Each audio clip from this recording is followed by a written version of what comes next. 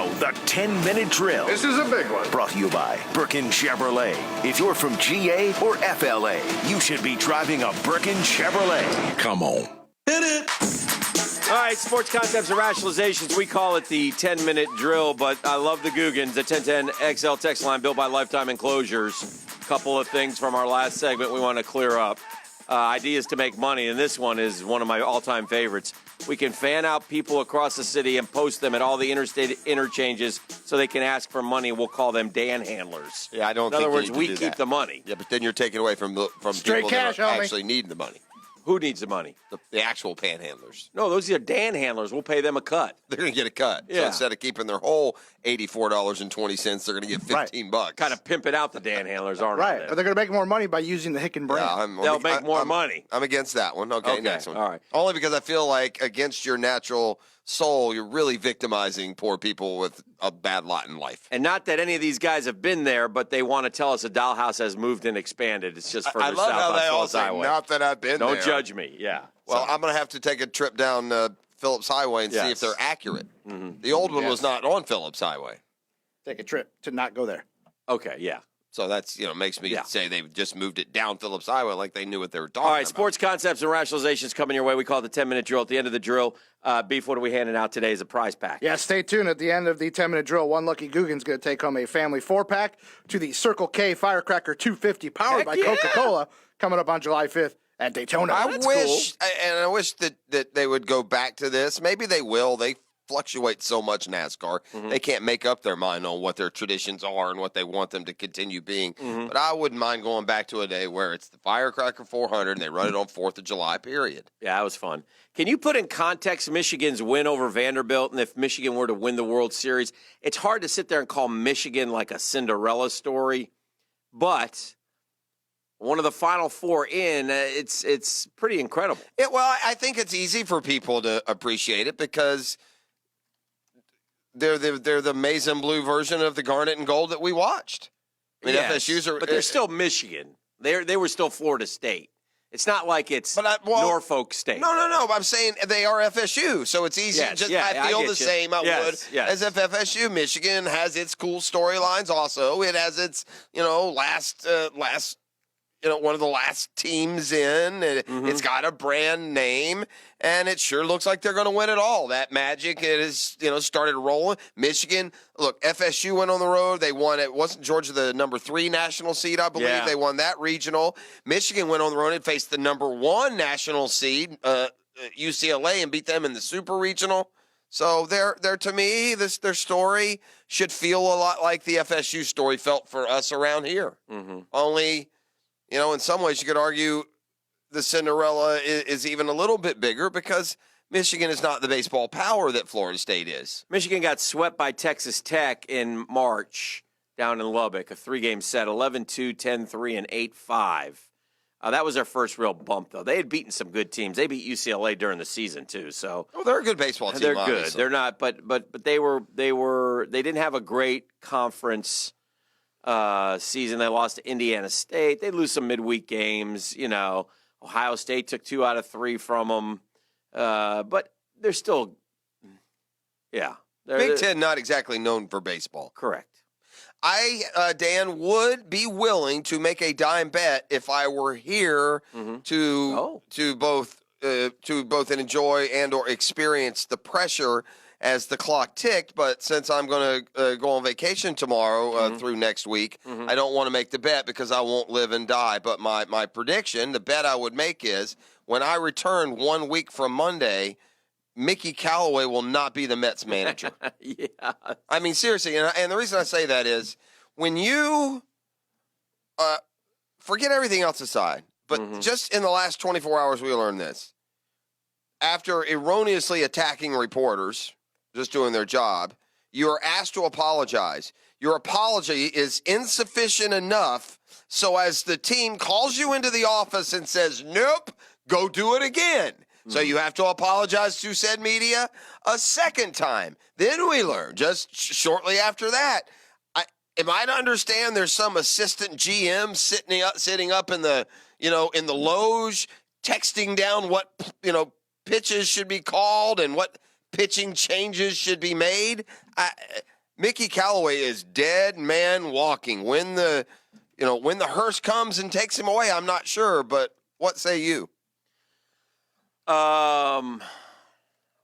What's the question? Is Mickey Callaway going to be the manager when I return to this very radio program on Monday, July 8th? Will he be your skipper? Probably not. That's right. By the way, that would be, the All-Star break. There are some who think Mickey Callaway wants to get fired just to get out of there and no longer wants to even do it. Where did he come from? He was the Indians pitching coach. And he mismanages the bullpen all the time. So that's. Do you remember Mickey Callaway as a player? No. I don't either.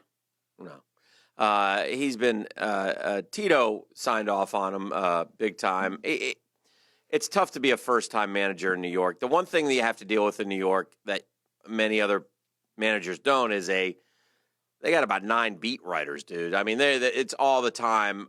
You're meeting with the media and dealing with those Kevin guys. Durant shouldn't go to Brooklyn or New York. And dealing with those guys all the time. And if you can't handle it, then don't do it. Now, he's a disaster. He was a disaster from the day he filled out the wrong lineup or batted guys out of order early in his career. I feel a little bit sad for him, but yet as a fan of the ball club, I sit there and watch. Listen, I heard you talking, about the Mets coming in. You can't.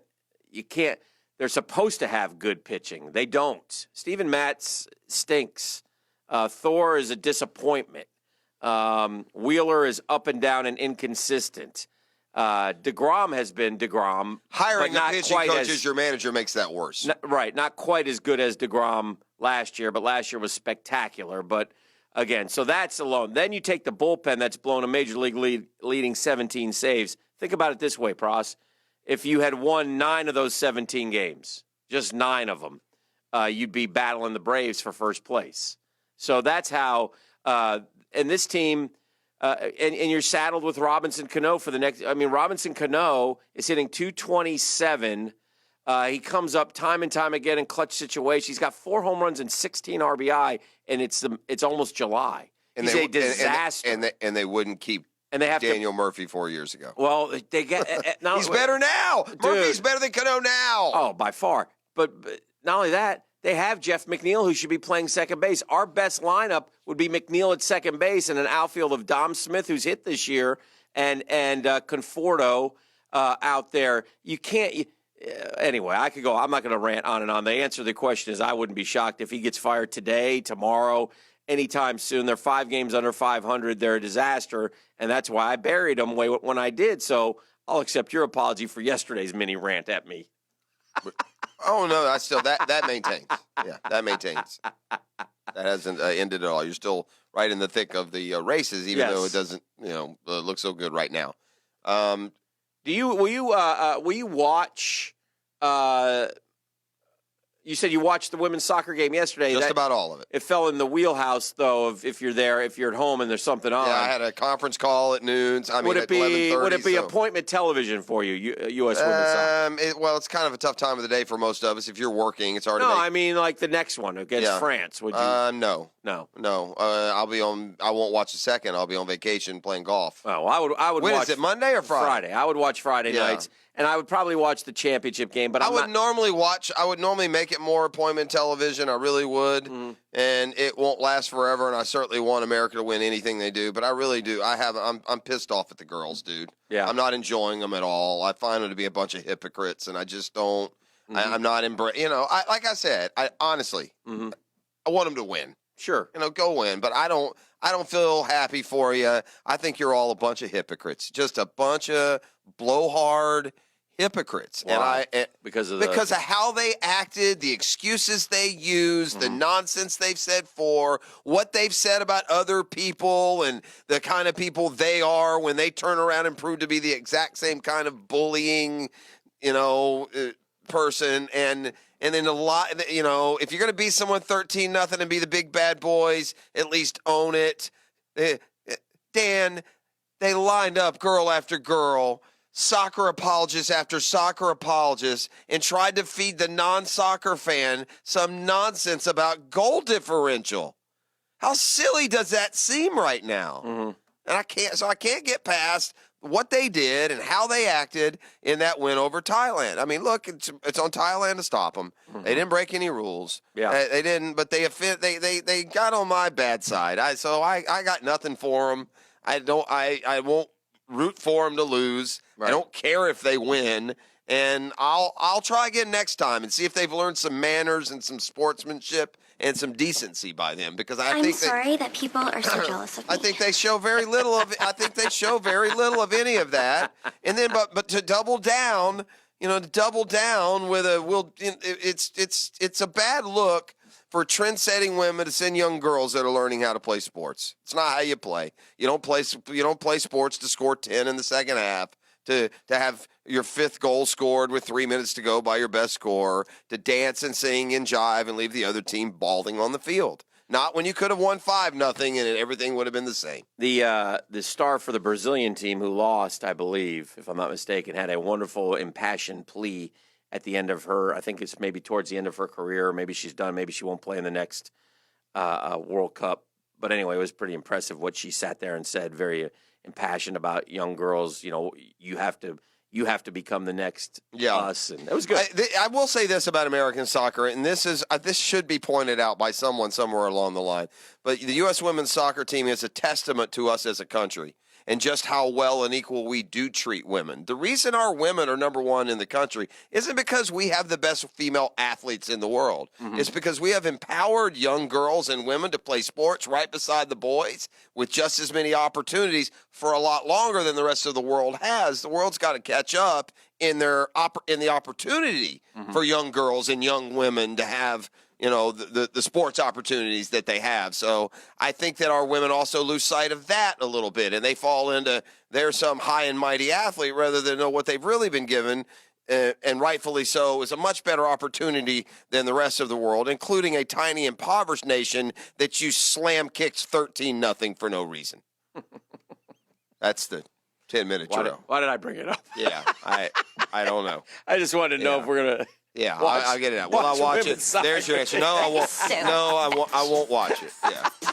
If I turn it on and France is up 4-2 in the second, I might pay attention. Boogity, boogity, boogity. If you want to go racing right now, be caller number 4, 641-1010. Beef, what race are they going to? They're getting a family 4-pack to the Circle K Firecracker 250. Ow! Powered by Coca-Cola. July 5th out of Daytona. 5th of July. Let's go.